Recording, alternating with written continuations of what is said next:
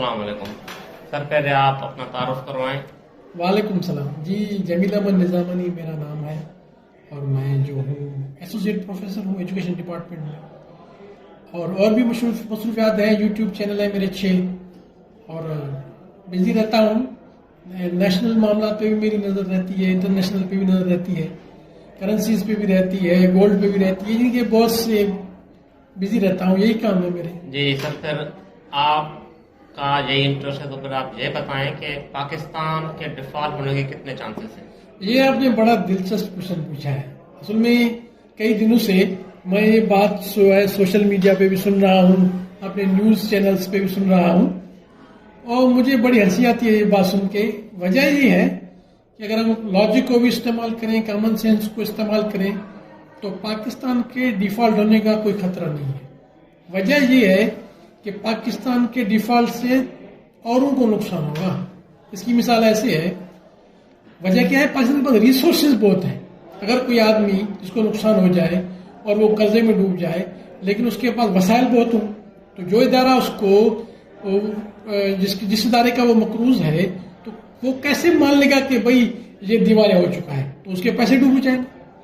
تو جو انٹرنیشنل ادارے ہیں جنہوں نے پاکستان کو قرضہ دیا ہوا ہے، پاکستان IMF کا مقروض ہے یا جن کا بھی مقروض ہے، وہ کبھی نہیں چاہیں گے کہ پاکستان ڈیفالٹ ہو۔ پاکستان کا ڈیفالٹ سب کے نقصان میں ہے، کیونکہ پاکستان کے وسائل بہت سے ہیں۔ اب آپ کہیں گے کون سے وسائل ہیں؟ پاکستان کے پاس زمینیں ہیں، پاکستان کے پاس جو ہے وہ پانی ہے، پاکستان کے پاس سورج ہے۔ اب جو دنیا میں ایک بڑی تبدیلی آئی ہے، جس کا میں یہاں پہ تذکرہ کرنا چاہتا ہوں، کہ انرجی کے وسائل اب تبدیل ہو رہے ہیں۔ تبدیلی تو آ چکی ہے، لیکن امپلیمنٹ اب ہونے جا رہی ہے۔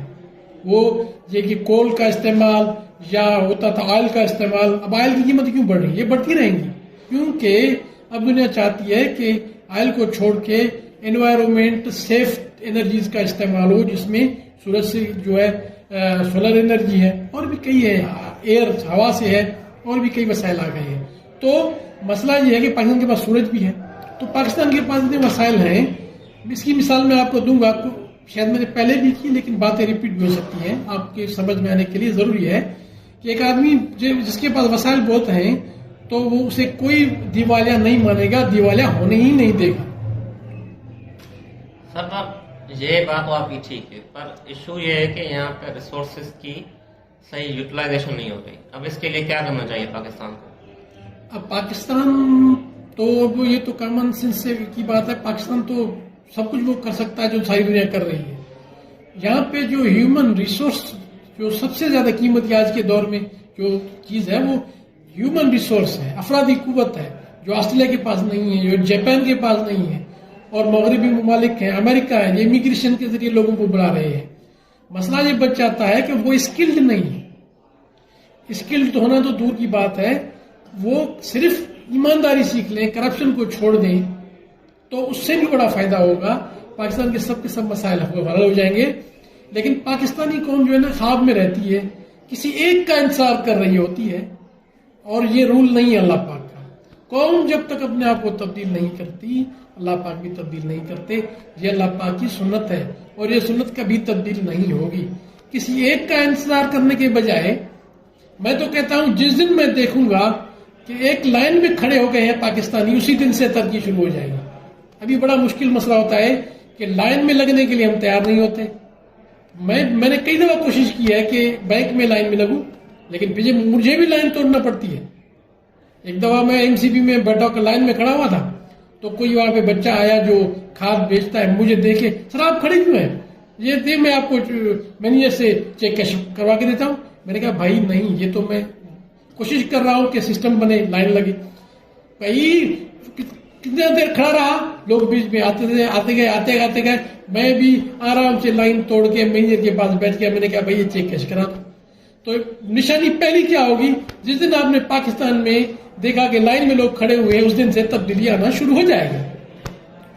سر پاکستان میں ایک مسکنسیپشن ہوتا ہے کہ مہنگائی بڑھ گئی ہے، آپ یہ بتائیں کہ دوسرے ملکوں میں مہنگائی ہے یا خالی پاکستان میں؟ مہنگائی تو پوری دنیا میں ہے۔ ابھی آسٹریلیا کی حالت بہت زیادہ خراب ہے۔ آسٹریلیا پہ جو لوگوں نے گھروں پہ قسطوں پہ گھر لیے ہوئے ہیں، وہ پریشان ہیں، اور وہاں پہ ایک تو महंगाई बहुत ज्यादा बढ़ गई है। कल की बात है 7.8% इन्फ्लेशन हो गया है खुद ऑस्ट्रेलिया में। और उसके अलावा जो है लोग मकरूज है, वहाँ कुव्वत खरीद भी कम हो गई है। ये महंगाई का जो मसला है ना, तो ये तो पूरी दुनिया का मसला है। बल्कि अगर आप देखेंगे तो कनाडा हो या अमेरिका हो, वहाँ पे बहुत ज्यादा टैक्स है। यहाँ तक कि मेडिकल का खर्चा अमेरिका में बहुत ज्यादा है। कुछ लोग तो ऐसे भी हैं जो ट्रीटमेंट के लिए पाकिस्तान आए हैं। और कनाडा से तो मैंने अपने गांव के लोग देखे हैं, वो आके यहाँ पे ट्रीटमेंट करवाते हैं, क्योंकि वहाँ पे इलाज बहुत महंगा है। तो ये तो कोई मसला नहीं है पाकिस्तान के